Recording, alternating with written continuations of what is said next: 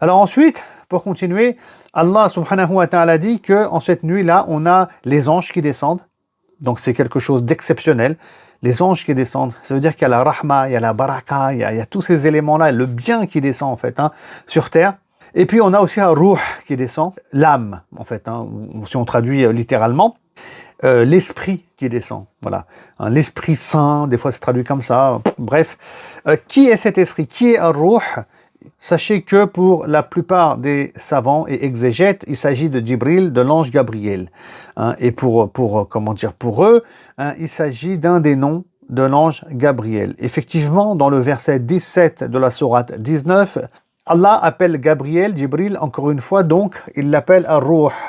Par contre, sachez quand même que, et là il faut rester ouvert d'esprit, c'est qu'il y a des exégètes qui estiment que non, ici Ar-Ruh, c'est pas l'ange Gabriel, c'est pas Djibril, mais ça serait une autre créature, ou un autre type d'ange qu'on ne connaît pas, qui est appelé Ar-Ruh. Donc ça, écoutez, c'est une possibilité. Pourquoi pas? Mais il n'y a rien qui me semble aller dans ce sens-là et rien qui semble le prouver. Toutefois, c'est vrai que Ar-Ruh, ça pourrait être autre chose que Djibril. Donc, mettons ça de côté quand même. Ayons cette fenêtre ouverte sur ce type d'interprétation, pourquoi pas.